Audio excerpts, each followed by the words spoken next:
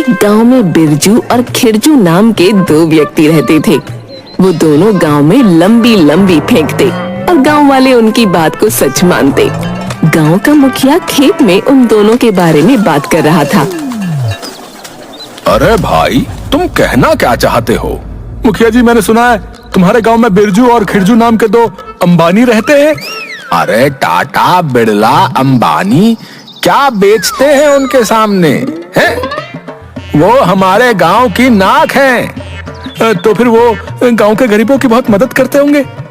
अबे, अमीर हैं तो क्या उन्होंने गांव के लोगों की मदद करने का ठेका ले रखा है क्या? मैं तो ये सोच कर आया था थोड़े बहुत पैसे उनसे उधार ले लूंगा। तभी वहाँ पर खिरजू आ गया। क्या हो रहा है मुखिया जी?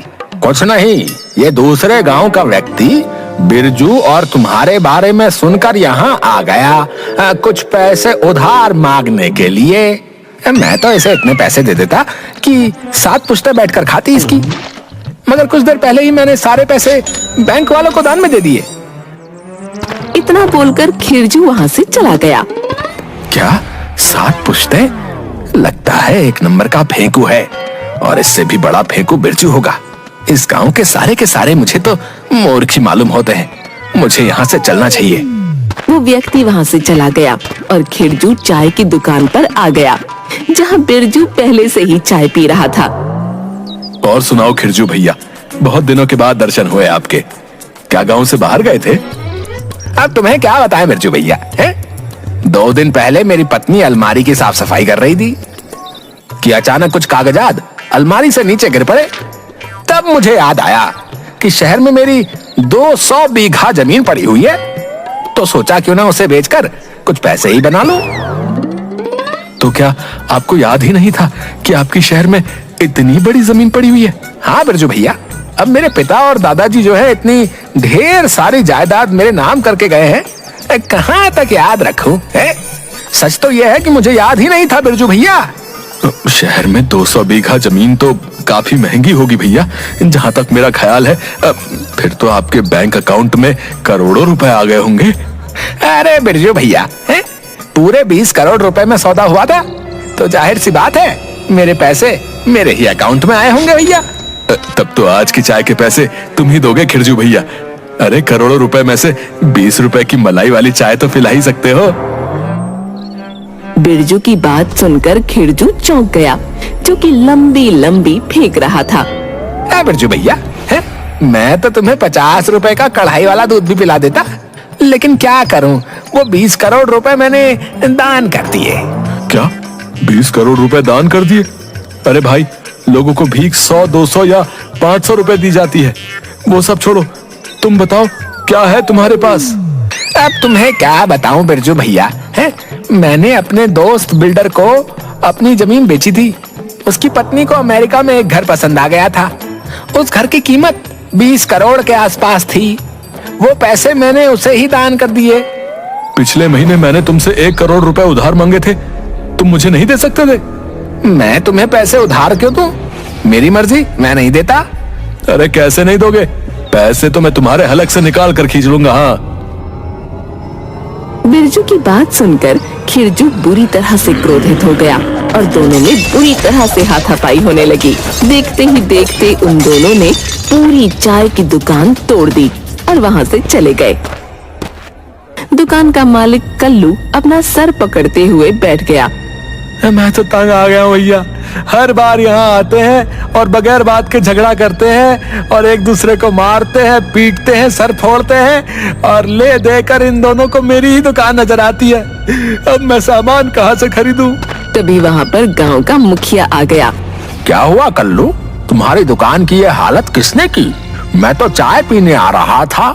अब तुम्हें क्या बताऊं मुखिया जी, अपने गांव के 2 अमीर लोग हैं ना, बिरजू और खिरजू, उन्हीं दोनों ने मेरी ये दुकान की हालत की है। बिरजू और खिरजू ने तो सारे गांव का जीना हराम कर रखा है, लेकिन उनसे तो मैं कुछ बोल भी नहीं सकता।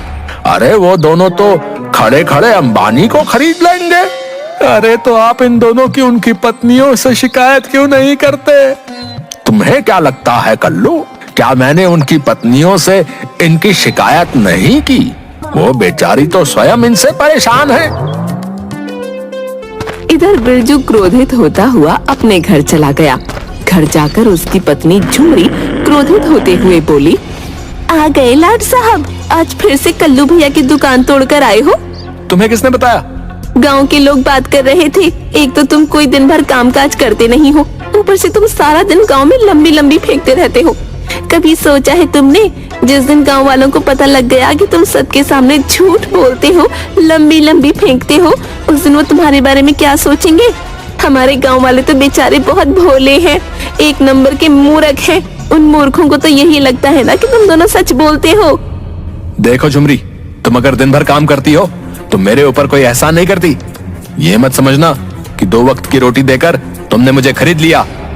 अगर मैं तुम्हें इतना ही नापसंद हूँ तो तुम जाकर कोई दूसरा पति ढूंढ लो। इतना कहकर बिरजू वहाँ से चला गया। झुमरी गुस्से से खिरजू के घर गई। खिरजू की पत्नी शीला गुस्से में अपने दरवाजे पर बैठी हुई थी। अरे झुमरी बहन, तुम यहाँ कैसे? क्या बताऊं शीला बहन, मेरे पति बिरजू और तुम्हारे पति खिरजू के झगड़ों ने पूरे गांव में नाक में दम कर रखा है। रोज किसी न किसी का नुकसान करके आते हैं और भरपाई मुझे करनी पड़ती है, क्योंकि गांव वाले तो हमें अंबानी का रिश्तेदार समझते हैं ना।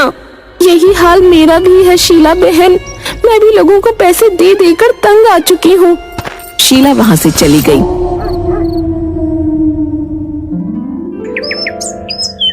अगले दिन मुखिया ने कल्लू की चाय की दुकान पर खिरजू और बिरजू को बुलाया और बोले, तुम दोनों ने कल कल्लू की दुकान पर तोड़ फोड़ की। आपको तो पता है, जब मुझे गुस्सा आता है तो मुझे अपने ऊपर काबू नहीं रहता, और वैसे भी गलती खिरजू की थी। मेरी कोई गलती नहीं थी मुखिया जी, शुरुआत बिरजू भैया ने की थी, अंत मैंने कर दिया। देखो, मैं जानता हूँ कि तुम दोनों बहुत धनवान हो, मैं तुमसे कुछ नहीं कह सकता। मैं यह भी जानता हूँ कि तुम धनवान होने के साथ साथ बहुत बहादुर भी हो, क्योंकि पिछली बार तुम दोनों बता रहे थे कि तुम दोनों ने किस बहादुरी से जंगल में एक चीते का मुकाबला किया था। हाँ मुखिया जी, ये बिल्कुल सही बात है। उस चीते को मैंने मजा चखा दिया था, और मैंने तो चीते की टांग भी तोड़ दी थी। मैं जानता हूँ। अब मेरी बात ध्यान से सुनो। कल रात मेरे घर पर पड़ोसी गांव से मेरा रिश्तेदार आया था, जो रास्ता भटककर जगुआर जंगल की तरफ चला गया। और तुम तो जानते हो कि जगुआर जंगल में कोई भी आज तक जो गया है वो वापस नहीं लौटा। मैंने सारे गांव वालों से हाथ जोड़कर विनती की कि वो मेरे रिश्तेदार को ढूंढने में मेरी मदद करें, मगर किसी ने मेरी सहायता नहीं की। तो आप क्या कहना चाहते हैं मुखिया जी? अरे तुम दोनों महाबली हो, मुझे पूरा भरोसा है कि तुम दोनों मेरे रिश्तेदार को ढूंढ कर ले आओगे। मुखिया की बात सुनकर खिरजू और बिरजू बुरी तरह से डर गए। क्या हुआ, तुम दोनों चुप क्यों हो गए?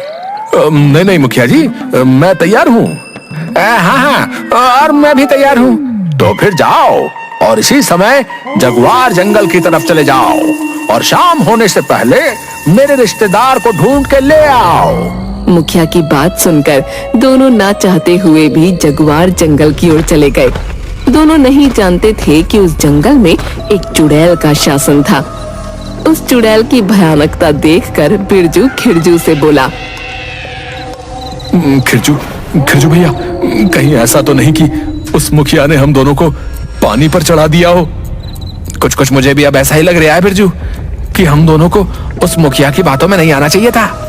इस जंगल की भयानकता देखकर तो मुझे लग रहा है कि हम दोनों का वापस जाना भी अब नामुमकिन है। देखो तो यहाँ के पेड़ भी किसी राक्षस से कम नहीं दिख रहे। वापस जाने से पहले सोच लो बिरजू, हम दोनों जो लंबी लंबी फेंकते हैं, हमारी पोल खुल जाएगी। अरे खिरजू भैया, जान है तो जहान है, जब जान ही नहीं रहेगी तो फेंक कर क्या करेंगे? बिरजू ने इतना कहा ही था कि तभी दोनों के इर्द गिर्द काला धुआं लहराने लगा। अचानक धुएं से बहुत भयानक दिखने वाली चुड़ैल खड़ी हुई। क्या तुम दोनों को पता नहीं जाता है वो कभी वापस नहीं जाता? हमें पता है। पता होने के बावजूद भी जंगल चले आए? नहीं, हम यहाँ रिश्तेदार के मुखिया को ढूंढने आए हैं। अरे नहीं, मुखिया के रिश्तेदार को ढूंढने आए हैं। इस जंगल का नाम सुनते ही लोगों के डर से पसीने छूट जाते हैं, पर तुम दोनों तो बहुत बहादुर हो और मुझे बहादुर इंसान बिल्कुल पसंद नहीं। अब तुम दोनों की मौत निश्चित है। हमें माफ कर दो चुड़ैल, हम कोई बहादुर नहीं है। बिरजू सही कह रहा है, दरअसल हम दोनों गांव में लंबी लंबी फेंकते रहते हैं। फेंकते रहते हो? क्या फेंकते रहते हो? अब तुम्हें कैसे समझाऊं चुड़ैल जी, फेंकना मतलब हम लोग गांव में बड़ी लंबी लंबी डींगे हाँकते रहते हैं। गांव वालों को लगता है कि हम दोनों बहुत बहादुर हैं, बहुत धनवान हैं, लेकिन सच तो यह है कि हम दोनों तो एक नंबर के डरपोक हैं। बिरजू सही कह रहा है चुड़ैल जी, हमें माफ कर दो, हमें यहाँ से जाने दो प्लीज। घर में मेरी प्यारी सा मेरा इंतजार कर रही होगी। अरे क्या ऊट-पटांग पड़ रहे हो? अरे क्या तुम्हारे नीचे से पानी कहाँ से आ रहा है?